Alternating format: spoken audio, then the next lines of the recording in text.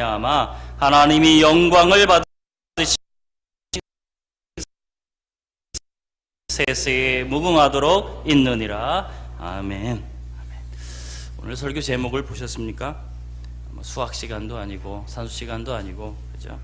더하기, 빼기, 곱하기, 나누기, 이 사칙연산인데요. 이것을 가지고 오늘 말씀들을 우리가 좀 같이 살펴봤으면 좋겠습니다. 그 콜롬비아에서 2010년에 세계 롤러 스피드 스케이팅 그 선수권 대회가 열렸고요. 그 중에서 남자 그 주니어 2만 미터 이제 결승전이 열렸습니다. 콜롬비아에서 열렸으니까 그 콜롬비아 사람들이, 관중들이 많았지 않겠습니까? 그런데 딱 그 대회에서 콜롬비아 선수가 1위를 하고 있었어요. 그리고 그 1위와 2위의 간격은 좀 많았고요. 그리고 결승전은 얼마 남지 않은 상태였습니다. 그러니까 딱 직감이 오는 거예요. 야, 내가 우승이다. 이런 직감을 가지고 이 콜롬비아 선수가 막 두 손을 번쩍 들고 막 와 환호하고 막 흔히 하잖아요. 막 가슴 탁탁 치면서 막 관중들 앞에서 막 관중들을 막 이렇게 열광하게 만든 것이죠. 그런데 아직 이 결승점을 지나지 않은 상황이에요. 이게 화근이 됐습니다. 문제는 2위 선수가 그동안 가만히 있느냐, 그것이 아니죠. 그렇게 환호치는 사이에 2위가 결승점을 통과했고 결국에 2위로 이제 밀려나게 된 거죠. 그때 우승한 선수가 우리나라 선수랍니다. 그러니까 2위 선수였는데 그때 우리나라 선수가 우승을 했다라는 거예요. 여러분, 선수들은 결승점을 다 지나기 전까지는 정말 이 방심하면 안 되는 거거든요. 그래서 방심은 금물이다라는 말을 하는 것처럼 이 결승점을 다 지나고 정말 마지막까지 가기 전까지 절대 우리는 방심하면 안 되는 것이죠. 오늘 본문도 그렇게 시작하지 않습니까? 마지막이 가까이 왔다, 이것입니다. 이 말이 무슨 말입니까? 가까이 오긴 왔지만 아직 거기까지 다 도달하지는 않았습니다.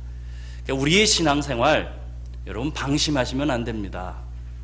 지금까지 나 열심히 했으니까 좀, 이것이 아니라 여러분 끝까지 가셔야 합니다. 신앙은 정말 주님이 오시는 그날까지 방심하지 말아야 될 줄 믿습니다.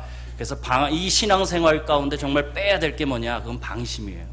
방심하시면 안 됩니다. 끝까지 승리할 그때까지 여러분 그렇게 계속해서 전진하는 여러분 되기를 바랍니다. 그러니까 방심은 일단 빼야 합니다. 이 마지막이 될 때, 마지막이 가까울수록 방심하시면 안 됩니다. 자, 방심하지 않은 가운데 우리는 더하고 곱하고 나누면서 주님 앞으로 나아가야 하는데, 오늘 본문을 통해서 우리가 그것을 같이 살펴보기를 원합니다. 여러분, 누군가 그러더라고요. 우리나라가 너무 빠른 속도로 변화해 왔기 때문에, 그렇다 보니까 우리가 지금 어디에 있는지, 어디에서 왔는지, 어디로 가는지를 잘 모르고 살아간다, 이런 말을 했습니다. 이 말은 정말 이 바쁜 세상 속에서, 이 세상 속에 들어가서 우리가 세상의 그냥 그 흐름 속에서 이렇게 떠밀려 살아가고 있다는 것을 얘기하고 있는 거죠. 여러분은 어떻게 사시는 것 같습니까? 일주일 어떻게 사신 것 같습니까? 시간에 떠밀려 사셨습니까? 아니면 무엇인가를 하고 사신 것 같습니까? 대부분 아마 내가 일주일 뭐 했지? 할 정도로 우리는 이렇게 떠밀려 사는 거예요. 마치 장마철에 홍수가 나서 그 홍수에 다 떠밀려 내려가는 것처럼 우리가 그렇게 인생을 그렇게 살아갈 수 있다는 것이죠. 그래서 성경은 우리에게 오늘 말씀하고 있는 겁니다. 정신 차리고 근신하라, 이렇게요. 정신 차리고 근신하라. 이 정신을 차린다라는 것은 다른 말이 아니라 이 마음을 통제한다라는 뜻을 갖고 있습니다. 그러니까 내 마음을 통제하고 있는 거예요. 무엇에 대해서 통제하고 있는 겁니까? 이 정신없는 세상 속에서 내 마음을 통제하고 있는 거죠. 다시 말하면 세상이 막 흔들린다 하더라도 나는 흔들리지 않고 나의 신앙, 나의 믿음을 계속 지키고 살아가는 거예요. 내 마음을 지금 통제하고 있는 것입니다. 근신한다라는 것은 무엇이냐면, 근신 그러면 뭐부터 생각나세요? 학교 다닐 때 근신, 처벌받는 거 여러분 생각나십니까? 저하고는 너무 먼 이야기라서 근신. 그런데 성경에서 말씀은 그 근신이 아닙니다. 성경에서 나오는 말씀은 마음과 정신을 아주 맑게 하라는 거예요. 마음과 정신을 맑게 하라는 뜻을 갖고 있어요. 그러니까 이 말씀은 지금 우리의 상황으로 이게 우리가 비추어 본다면 뭐 나라가 막 기틀이 막 다 흔들리고 기능도 제대로 하지 못하는 상황 가운데 있고, 또 세계 정세도 뭐 그렇게 좋지 않고요. 경제도 사실 좋지 않고, 삶에는 많은 문제들이 막 산적해 있고, 또 인생은 또 왜 이렇게 바쁜지, 그리고 고통스러운 일들이 막 다가오고요. 그런데 그런 속에서도 우리의 마음은 절대 흔들리지 말라라는 거예요. 주님에 대한 마음 절대 흔들리지 마라. 그 신앙생활 절대 흔들리지 마라. 정말 마음을 지키고 그 믿음을 지키고 그 안에서 정신을 바짝 차리고 살아가고 있어라, 이 말씀을 하는 겁니다. 그러니까 12절 말씀 우리가 읽지 않았습니다만, 그 12절 말씀으로 가면 지금 이 성경에 남아있는 시대에 이 분들이 어떤 상태에 있냐면 이제 불시험을 앞에 두고 있는 거죠. 막 불시험이 밀려오게 될 것입니다. 그 앞에서 베드로는 그런 어려움이 오고 고난이 오고 환난이 올 때에 정신 차리고 근신하라 라고 이렇게 말씀하고 있는 겁니다. 여러분, 정신을 차리고 근신하는 여러분 되시길 바랍니다. 흔들리시는 게 아니에요. 흔들리지 않고 딱 서서 우리의 영적인 상태는 항상 맑은 상태로 주님 바라보고 있어라, 그것을 말씀하고 있는 거죠. 그 러시아의 연해주에 보면 이 사파리 공원이 있답니다. 그곳에 이전 이야기인데요, 화제가 됐던 이야기입니다. 3살 난 아무르라는 시베리아산 호랑이가 있었답니다. 근데 이제 그 운동장, 그러니까 다시 말하면 축구 경기장만한 곳에 울타리를 쳐놓고서 그곳에 이제 살도록 했는데, 그 야생성을 지켜주기 위해서 점심이 되면 염소, 그러니까 살아있는 염소를 넣어주는 거예요. 그러면 호랑이가 그 살아있는 염소를 쫓아다니면서 이제 잡아먹으면서 야생성을 계속해서 유지하는 것이죠. 자, 그렇게 이제 계속해서 살아있는 염소를 넣어주고 있는데, 모두 다 이 염소를 넣어주면 호랑이 앞에 무서워서 막 도망 다니고 그러다가 잡혀먹는 거잖아요. 그런데 그 중에 좀 특별한 염소 한 마리가 있었습니다. 그 염소를 딱 집어넣는데, 그리고 이제 호랑이가 앞에 딱 왔습니다. 그러면 대부분 같은 동물은 도망가야 되잖아요. 그런데 이 염소가 뿔을 이렇게 쳐들고는 호랑이 앞에 막 달려드는 거예요. 무섭지도 않고 무섭지가 않은 거죠. 막 달려드는 겁니다. 그리고 놀라운 일이 벌어졌어요. 어떤 놀라운 일이 벌어졌냐면, 그 뒤로 이 호랑이와 염소가 친구가 됐습니다. 실제적으로 있었던 사건이고요. 그래서 호랑이가 자신의 물그릇도 염소에게 양보도 하고, 자신의 잠자리도 양보하고, 그 안에서 산책도 하고, 뭐 나중에는 좀 뭔가 변화가 있어서 문제가 있어서 빼냈다고는 합니다만, 그래도 한 2개월 동안 그 호랑이와 염소가 그렇게 같이 살았대요. 그리고 사육사가 염소를 만지면 호랑이가 화를 냈답니다. 그래서 동물원 측에서는 이 호랑이에게 이름을 지어줬는데요, 정말 호랑이마저도 굴복시킨 용맹한 염소를 기려서 14세기 그 중앙아시아를 지배했던 위대한 정복자 티무르라는 이름을 지어줬답니다. 그러니까 티무르. 그러니까 전문가들이 봤을 때 왜 호랑이가 염소를 잡아먹지 않았는가? 다른 염소 같으면 무서워서 도망가니까 이건 내 먹잇감이다 생각했다라는 거죠. 그런데 이 염소는 그냥 막 들여받으니까 이건 먹잇감이 아니라고 생각했다라는 거예요. 그럴 것이라고 그렇게 추측을 하는 것입니다. 우리나라에도 속담이 있습니다. 호랑이에게 물려가도 정신만 바짝 차리면 살 수 있다, 산다라는 말이 있어요. 그러니까 아무리 어려운 일이 닥쳐도 정신 차리고 포기하지 않고 극복해 나가면 뭐든지 극복할 수 있다는 것을 교훈해 주는 것이잖아요. 오늘 성경은 말씀하는 겁니다. 그런 많은 어려움들이 있겠지만 그 앞에서 정신을 차리고 근신해야 된다라는 거예요. 그 앞에서 도망가고 무서워하고 어쩔 줄 몰라 하는 것이 아니라 있는 그 믿음을 지키고 서서 그냥 계속 그렇게 살아가라 라고 말씀하는 겁니다. 자, 그러면 무엇을 하기 위해서 오늘 성경은 정신을 차리고 근신하고 있으라 라고 말씀하고 있는가, 그거예요. 무엇을 하기 위해서. 그러니까 이 정신을 차리고 근신해서 뭐 하라고 말씀하고 있습니까? 성경은 기도하기 위해서라고 말씀하는 겁니다. 기도하기 위해서 정신 차리고 근신하라, 그렇게 말씀하는 거예요. 야, 우리에게 호랑이에게 물려가는 큰 어려움이 닥친다 할지라도, 그런 환난과 고난이 온다 할지라도, 오늘 성경에 있는 것처럼 불시험이 이 성도들에게 온다 할지라도 이 성도들이 정신을 차리고 근신하여 기도하면 이길 수 있다라는 거예요. 기도하면 이길 수 있다라는 겁니다. 그러니까 이 마지막 때에 그런 어려움과 핍박이 몰려온다 할지라도 그렇게 지금 정신 바짝 차리고 하나님께 기도해라, 주님께 기도해라, 그걸 말씀해 주는 거죠. 그러면 이 마지막 시대를 이겨낼 수 있다. 여러분, 그렇게 기도하는 여러분 되시길 바랍니다. 누가복음 18장에 가보면 억울한 일을 당한 그 홀로 된 여인의 이야기가 나옵니다. 그리고 그때의 재판관은 성경은 뭐 불의한 재판관으로 표현이 되고요. 이 재판관은 하나님도 두려워하지 않고 사람도 존중하지 않습니다. 아나무인입니다. 그러니 이 여인이 가서 계속 가서 나의 억울함을 좀 들어주세요, 이렇게 이야기한들 들어줄 리가 없습니다. 뭐 어쩌면 뇌물을 좀 바치면 어쩔지 모르겠지만 뭐 그렇게 해서도 안 되고 그럴 돈도 사실 이 홀로 된 여인에게는 없고요. 그래서 이 여인이 하나 생각한 것이 있는 것입니다. 재판 그 장 앞에 가서 1인 시위를 하는 거예요. 아침부터 매일 가서 1인 시위를 하는 겁니다. 재판장은 들어라, 뭐 그렇게 했겠죠. 내 억울함을 들어줘라.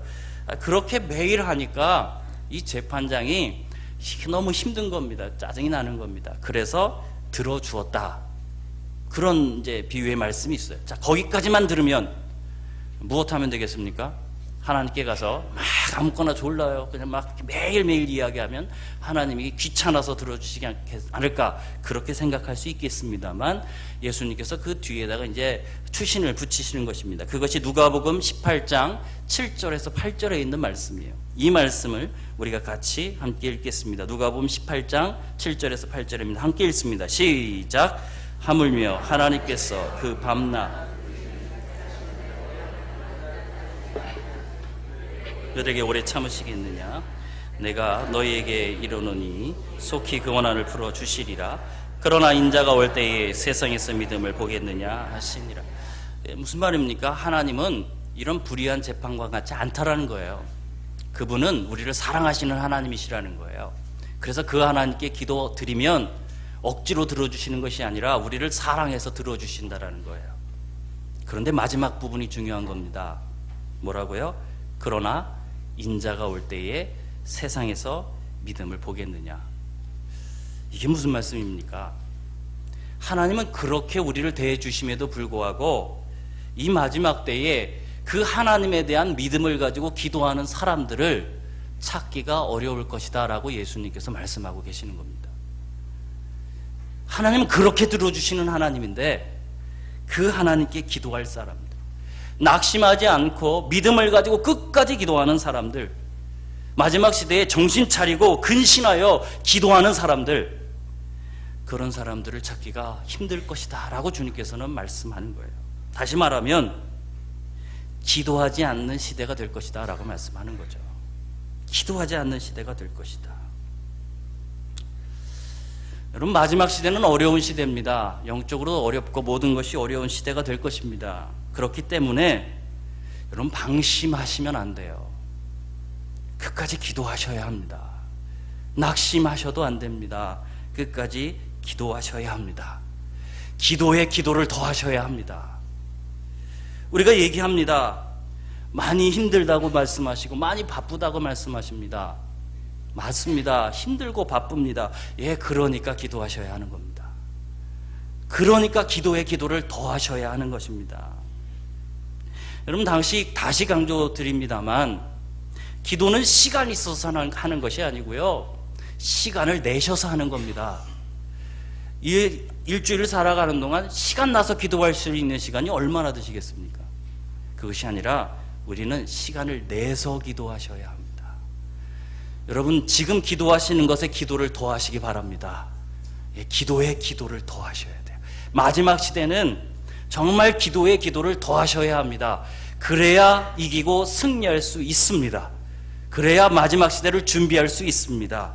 예, 우리 형제교회가, 그리고 모든 성도님들이 정말 기도에 기도를 더하는 저와 우리가 되기를 주님의 이름으로 축복합니다.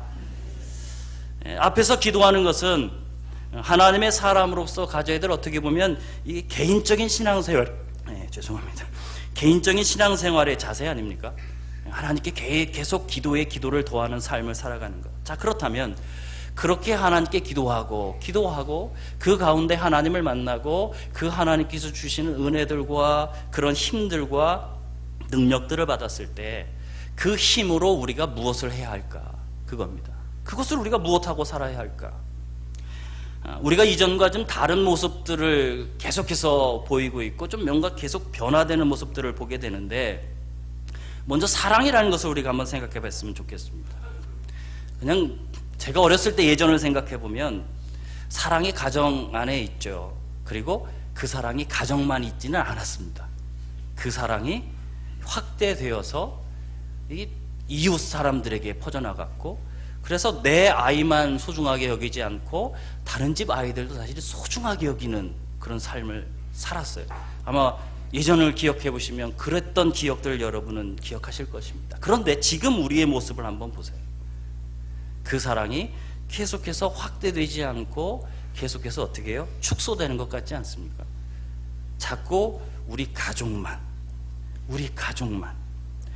자꾸만 그렇게 축소되어지는 것을 여러분 느끼고 있지 않습니까? 우리만 중요하고 내 가족만 중요하는 그런 시대가 여러분 되어가고 있는 것 같지 않습니까? 그런데 왜 이렇게 세상에 사랑은 확대되는 것이 맞는 것인데 사랑이 확대되기보다는 사랑은 자꾸 축소되어 갈까? 가면 갈수록 더 축소되어 갈까? 마태복음 24장 12절 말씀에 보면 예수님께서 이 세상 끝날 때의 징조들을 말씀하시면서 그 징조 중에 하나로 이렇게 말씀하신 거죠. 불법이 성함으로 많은 사람의 사랑이 식어지리라. 이것이 마지막 때의 일이라는 겁니다. 그러니까 마지막 때가 가까우면 가까울수록 사랑이 식어진다라고 주님 말씀하셨고, 우리는 그 속에서 지금 살고 있는 겁니다. 여러분도 느끼고 있지 않습니까? 뭔가 모르게 자꾸 사랑이 식어지는 것 같다, 줄어들고 있는 것 같다. 그래서 성경은 사랑이 식어지는 이 마지막 때에 하나님의 백성들은 이렇게 살으라고 말씀하는 거예요. 8절을 우리가 같이 읽겠습니다. 8절 말씀입니다. 함께 읽겠습니다. 시작. 무엇보다도 뜨겁게 서로 사랑할지. 여기 말씀하는 게 그거잖아요. 성경은 우리가 사랑하라고 돼 있어. 서로 사랑하라고 말씀합니다. 그런데 어떻게 사랑하라고요? 뜨겁게 사랑하라고 말씀하셨습니다. 우리는 뜨겁게 사랑해야 합니다. 어제 교회 사역을 위해서 사역자들과 여러 집사님들과 회의를 하고 끝나는 것이 한 10시쯤에 끝났습니다. 그리고 어제 또 있었던 일이 그 아내 시인의 수련회가 쫙 있었지 않습니까? 그래도 제가 지난해까지는 아내 시인을 담당했고 그들과 말씀을 나누었기 때문에 제 마음에 오늘 저녁에는 방문 좀 해야겠다라는 생각을 가졌어요. 그런데 좀 이제 회의가 좀 늦게 끝난 거죠. 그래서 저를 걱정하신 한 집사님이 말씀하셨어요. 아내 시인 수련회는 들리지 않아도 좀 되지 않을까요? 이렇게 말씀을 하셨어요. 그 말씀을 들으면서 저도 사실은 내가 그러니까 말씀이 다 마무리되지 않은 상태였기 때문에 제 마음도 오늘은 좀 안 가면 좋겠다, 그런 마음을 가지고 사무실에 올라와서 책상에 앉았는데 마음이 이게 좀 찜찜한 거예요. 그래도 작년까지 같이 했는데 뭔가 애들을 배신하는 것 같고 마음이 불편한 겁니다. 그래 어떻게 해요? 불편하면 가야죠. 그래서 그 밤에 수련회 장소로 갔습니다. 근데 수련회 장소에 갔는데 이제 불을 다 꺼놓고 이제 다락방끼리 모여서 이제 기도를 하는 거예요. 그러니까 불을 다 꺼놓으니까 뭐 얼굴도 안 보이고 그냥 그 옹기종기 모여 앉아 있는 형체만 사실 보이는 겁니다. 그런데 그들이 앉아 있는 그 모습들을 보면서 그 마음이 짠해 오는 거죠. 그게 뭔지 모르겠어요. 그냥 그들을 보는데 그냥 마음이 짠한 겁니다. 결국 설교가 다 마무리 안 됐기 때문에 결국 좀 빨리 돌아와야 했어요. 그래서 그리고 돌아오기 전까지 다 끝나지 않았고요. 그래서 얼굴들을 못 봤습니다. 그냥 뒤에 깜깜한 뒤에 가서 좀 앉아 있다가 안 끝나서 그냥 이제 돌아오게 된 것이죠. 이것 어떻게 보면 굉장히 비효율적이잖아요. 그렇게 없는 시간 내서 갔는데 얼굴도 보지 못하고 왔어요, 제가. 그런데 제 마음 가운데 서운함이 하나도 없는 거예요. 그렇게 갔으면 보고라도 와야 되는데 막 불에 넋지고 키고 야 나왔다 하고 와야 되는데 그렇게 가고 그들을 보지 못했는데도 불구하고 제 마음에 뭐 서운하다든지 뭐 제 마음이 불편하다든지 그런 마음이 없는 겁니다. 그냥 마음이 그냥 짠하기만 한 겁니다. 그냥 심장이 한 구석이 어떻게 고장난 것 같은 거예요. 이게 뭐 효율적이도 않고 이게 뭐 말로 표현할 수 있는 문제도 아니고요. 뭐 그 아이들이 정말 내가 낳은 아이들도 아니지만 그런 짠함이 있는 겁니다. 제가 좀 발동이 늦게 걸려서 이게 문제거든요. 좀 막 원년부터 그렇게 아이들을 보며 짠했다면 더 좋았을 텐데라는 그런 마음이 사실은 있어요. 그래서 제가 사랑을 받은 기억들, 내가 사랑받는다라는 그런 기억들이 많지 않기 때문에 사랑을 어떻게 하는 건지 잘 몰라요. 그래서 제일 많이 지금까지 기도한 기도는 무엇이냐면, 하나님 당신의 심장을 좀 주십시오. 당신의 마음을 좀 주십시오. 그런 기도를 가장 많이 드리거든요. 여러분, 비효율적입니다. 그 설교도 다 준비하지 못한 그 바쁜 시간에 그곳까지 가서 아이들도 못 보고 그냥 깜깜한데 그냥 깜깜한 실루엣만 보다가 돌아왔지만, 그러나 그것 때문에 서운하지 않습니다. 마음이 고장난 거죠. 그런데 더 열정적으로 고장났으면 좋겠습니다. 더 열정적으로요. 성도 여러분, 우리는 서로에 대해서 좀 이렇게 좀 심장이 고장났으면 좋겠습니다. 우리 성도들이요, 서로들을 바라보실 때에 정말 심장이 고장나서 이거 왜 이 사람을 보면 이렇게 좋지? 왜 이들이 이렇게 사랑스럽지? 왜 이분을 보면 이렇게 마음이 짠하지? 그런 하나님의 공동체가 되었으면 좋겠습니다. 아니, 그런 공동체가 되어야 합니다. 여러분 믿으십니까? 여러분 부탁드립니다. 여러분 정말 서로 그렇게 사랑할 수 있도록 올 한 해 동안 좀 서로를 좀 많이 만나셨으면 좋겠습니다. 만나야 사랑이 생기죠. 그렇지 않습니까? 싸워야 또 이해를 하잖아요. 만나야 뭔가 되고, 만나야 사랑할 수 있게 되고, 만나야 좀 아픔들도 알게 되고. 그래서 1년 동안 좀 여러분 좀 많이 좀 만나시길 바랍니다. 그런데 그렇게 많이 만날 수 있는 가장 좋은 곳이 있어요. 교회 안에 아주 인격적으로, 그리고 매주 만날 수 있는 곳이 있습니다. 여러분 어디입니까? 어디예요? 다락방이에요. 다락방. 다락방은 뭐 한 주에 한 번씩 그렇게 만나서 함께 나누고 함께 먹고, 또 때로는 내 집도 좀 이렇게 좀 개방해서 야, 나 이렇게 산다 좀 보여주고. 여러분 우리가 그렇게 해야 되지 않을까요? 그렇게 서로를 사랑해야 되지 않겠습니까? 초대교회는 두 가지 큰 모임이 있었습니다. 대그룹으로 그들은 안식일마다 성전에 모였습니다. 그래서 함께 하나님을 찬양했습니다. 저희들이 여기에서 이렇게 함께 모여서 찬양하며 하나님을 예배드리는 것처럼 그렇게 매주일 성전에서 모였습니다. 그리고 돌아가서 각 집에서 소그룹으로 또 모였습니다. 떡을 떼고 사랑했습니다. 그래서 사랑의 그 증거들로 그들은 모든 것들을 공용하는 그런 사랑이, 아주 뜨거운 사랑을 하는 그런 모습들을 보였습니다. 여러분 이 자리에 이렇게 예배 드립니다만, 여기서 예배 드리는 이것으로 여러분 서로 사랑할 수 있겠습니까? 그냥 예배 드리고 안녕하세요 끝나지 않습니까? 우리는 만나야 사랑할 수 있고요. 여러분 올 1년 동안 좀 다락방으로 좀 모이십시오. 일주일에 한 번씩 좀 모이십시오. 모여서 정말 뜨겁게 사랑하는 그 사랑이 거기서 좀 싹 텄으면 좋겠습니다. 다락방이 서로 뜨겁게 사랑하면 이 자리에 저희들이 함께 모이는 예배의 자리는요, 사랑의 도가니가 될 수밖에 없는 겁니다. 이미 사랑을 갖고 오기 때문에. 1년 여러분 결단하시고 다락방에 꼭 참석하는 여러분 되시길 바랍니다. 여러분 사랑이 식어가는 세상이라고 말합니다. 그러면 이 사랑이 식어가는 이 세상 속에 정말 참된 교회의 모습을 어떻게 보여줄 수 있겠습니까? 사랑이 식었잖아요. 그러면 우리는 사랑만 하면 돼요. 그러면 세상에 드러나게 되어 있습니다. 저곳은 사랑하는 곳이네. 사랑이 식은 곳에 사랑하면 사랑이 드러나게 되어 있죠. 요한복음 13장 34절 35절은 이렇게 말씀하는 겁니다. 같이 읽겠습니다. 시작. 새 계명을 너에게 주노니 너희를 사랑한 것 같이 너희도 서로 사랑하라. 너희가 서로 사랑하면 이로써 모든 사람이 너희가 내 제자인 줄 알리라. 성도 여러분, 우리는 사랑해야 예수님의 제자인 겁니다. 서로 사랑해야 하나님을 사랑하는 겁니다. 우리 고장난 가슴을 가지고 서로를 좀 뜨겁게 사랑했으면 좋겠습니다. 아니, 그렇게 우리가 고장난 마음으로 서로 사랑해야 합니다. 여러분, 사랑은 적당히 하는 것이 아닙니다. 오늘 성경 말씀은 뜨겁게 사랑하라고 말씀하는 겁니다. 마지막에 가까우면 가까울수록 더 뜨겁게 사랑하라고 말씀하고 있는 것입니다. 다시 말하면 사랑은 더하는 것 정도로 되지 않습니다. 사랑은 곱하셔야 합니다. 나의 사랑과 형제자매의 사랑을 곱하셔야 돼요. 더하는 것이 아니라 곱하셔야 돼요. 그래서 우리의 사랑은 아주 뜨거운 사랑이 되어야 될 줄 믿습니다. 우리 형제 교회가 그런 사랑을 회복하길 바랍니다.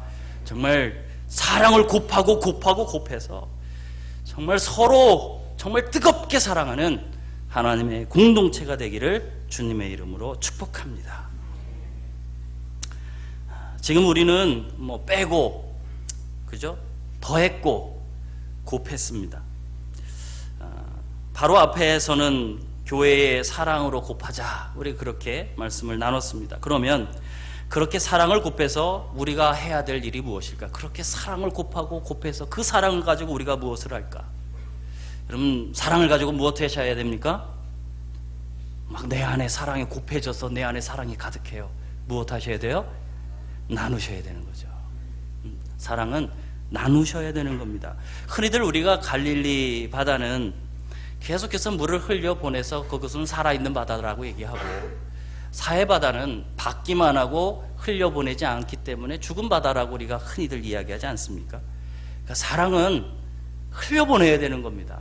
흘려보내는 것. 자, 그렇다면 우리가 사랑을 실제적으로 내 옆에 있는 형제 자매들에게 흘려보내는 일이 무엇일까요? 어떻게 흘려보내시겠어요? 그냥 말로만 사랑한다 하면 흘려보내십니까? 어떻게 하셔야 되겠습니까? 그게 오늘 10절 말씀에 있는 거죠. 10절 말씀을 같이 읽겠습니다. 함께 읽습니다. 시작. 각각 은사를 받은 대로 은혜를 맡은 선한 청지기 같이 서로 봉사하라. 우리가 서로 뜨겁게 사랑할 수 있는 구체적인 방법, 그것은 서로를 위해서 봉사하시는 것입니다. 잠시 여러분 눈을 들어서 옆에 있는 분들을 한번 보세요. 그래도 일부보다는 많이 보시네요. 그리고 한번 생각해 보세요. 내가 바로 옆에 있는 우리 형제 자매를 위해서 실질적으로 봉사해 준 것이 무엇이 있는지 한번 서로를 한번 보시길 바랍니다. 둘러보시면서 정말 실제적으로 내가 봉사해 준 게 무엇이 있는지. 본문이 있는 시기는 핍박의 시기입니다. 불시험이 임하는 시기입니다. 그래서 많은 박해를 받게 되었고, 그 박해 속에서 신앙을 지키기 위해서 나그네의 인생을 살아가는 많은 그리스도인들이 있었습니다. 떠돌아다니는 그런 그리스도인들이 있었어요. 이 떠돌아다니다 보니까 돈이 없지 않습니까? 뭐 돈이 있어야 뭐 숙박시설에 들어가서 잠도 자고 할 텐데 돈이 없는 거예요. 숙박시설에 있어도 못 들어갈 뿐만 아니라 그 당시에 뭐 저희들이 지금 교회가 있는 이인계동처럼 막 이런 숙박시설이 막 널려있는 시대도 아니고요. 열악한 시대잖아요. 열악하기도 하고 찾아도 숙박시설을 찾을 수 없는 시대 아닙니까? 그러면 이 나그네 된 이 사람들이 그렇게 떠돌아다니면서 어디에서 지내야 되는 거예요? 예, 그 당시의 교회들은 그 떠돌아다니는 사람들을 자기 집으로 데리고 갔습니다. 자기 집으로 데리고 가서 자기 집에 재우고 먹이고 입히고 함께 생활을 하고, 그리고 또 떠돌아가면 이제 또 보내주고, 또 다른 사람이 오면 또 그렇게 섬기는 거예요. 그런데 이게 좀 기간이 길어지니까 힘들게 되는 것이죠. 물질도 재정도 이제 바닥나게 되는 거고요. 그리고 어떤 사람들은 한 집에서 너무 오래 죽치고 있는 거예요. 그래서 우리 마음 가운데 그럴 때 마음에 무슨 생각이 듭니까? 원망이 드는 거죠. 원망스러운 마음이 드는 거예요. 아이고, 내가 언제까지 이렇게 해야 할까? 그래서 9절 말씀이 나오는 거예요. 9절 말씀이 그렇게 말씀하는 거죠. 서로 대접하기를 원망 없이 하라, 이렇게 말씀하는 거예요. 그들에게 그래도 원망 없이 계속해라, 그래도 원망 없이 사랑해라, 그렇게 베드로는 말하고 있는 것입니다. 저희 집에 가면 화장실 문에 종이로 만들어진 사람 신체 모형이 있습니다. 그냥 겉모습만 있는 게 아니고요, 이렇게 열면 속 안에 폐도 보이고 뭐 장기도 보이고, 더 열면 이제 뼈도 보이고, 그 얼굴도 마찬가지로 이렇게 열면 코 속 막 눈이 보이는 그거를 화장실 문에 붙여놨어요. 근데 이제 낮에는 괜찮은데 생각해 보세요.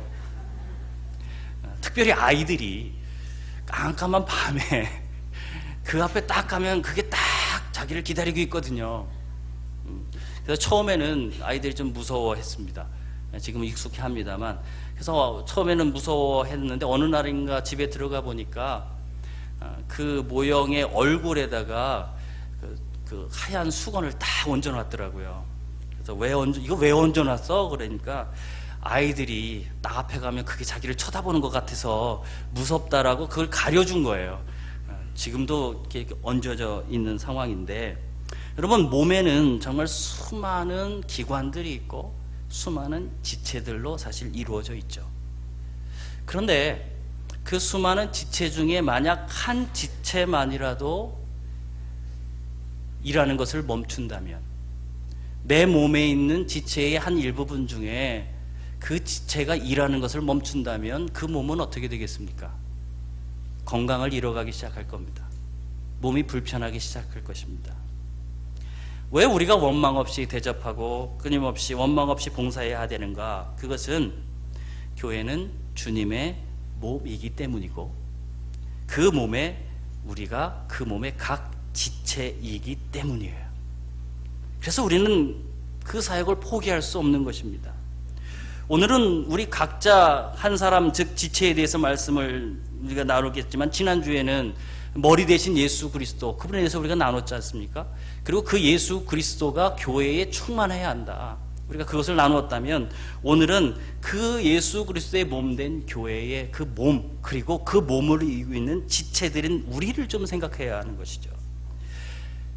우리가 교회를 몸으로 생각할 때, 또는 우리 몸을 생각할 때, 이 몸이 건강하려면 모든 지체가 각 부분에서 자기의 역할을 다 감당해야 몸은 건강해지는 것입니다.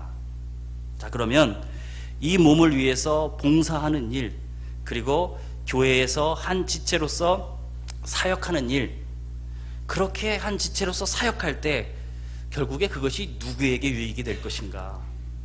한번 우리가 그것을 좀 따져보자는 것이죠. 먼저 이 주님 안에서 우리가 지체로서 헌신하고 봉사하는 것은, 첫 번째로 그것은 최우선적으로 여러분 주님을 위한 일이라는 것을 여러분 믿으셔야 합니다.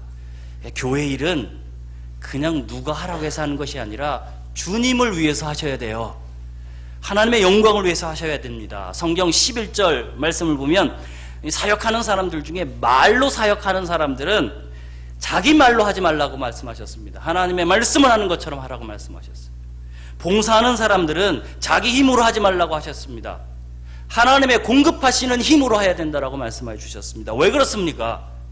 그렇게 해야 내가 하는 게 아닙니다. 그렇게 해야 하나님이 하시는 것입니다. 그리고 그럴 때 하나님이 영광 받으시는 거예요.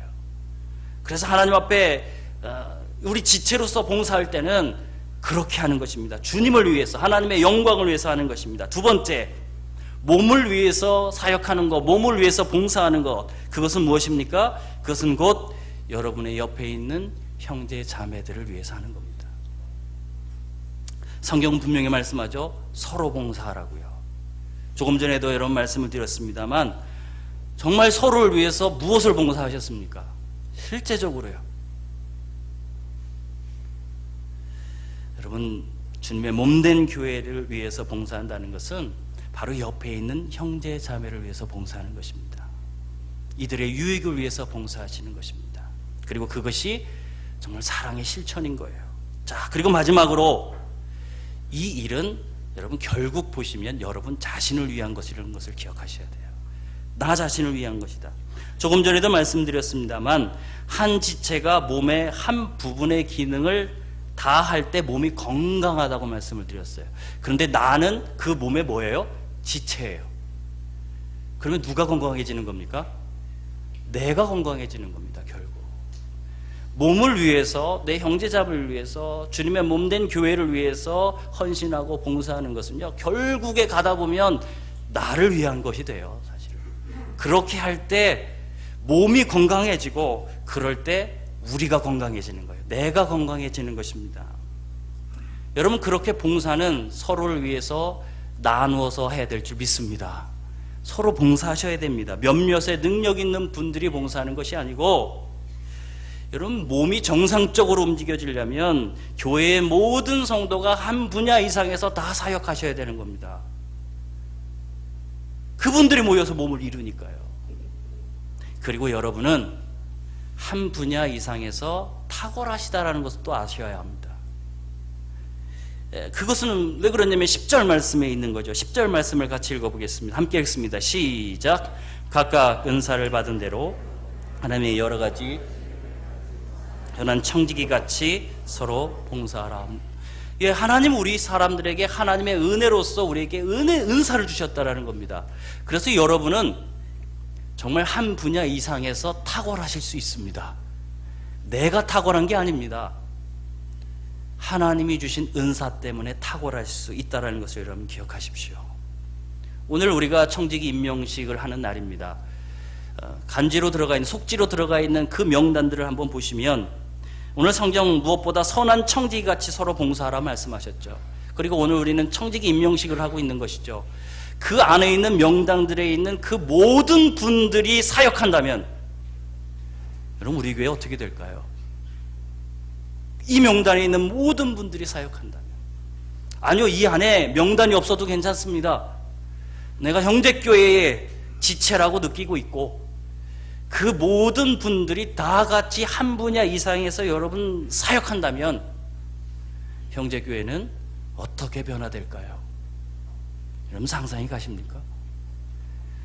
하나님께서는 놀랍게 형제교회를 사용하게 되실 줄 믿습니다.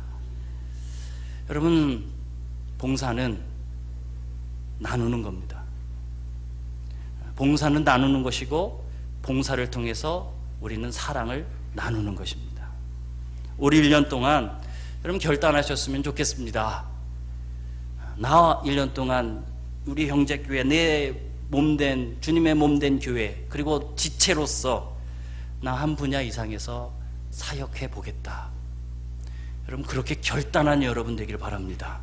그리고 그렇게 사역하는 여러분 되기를 주님의 이름으로 축원합니다. 아멘.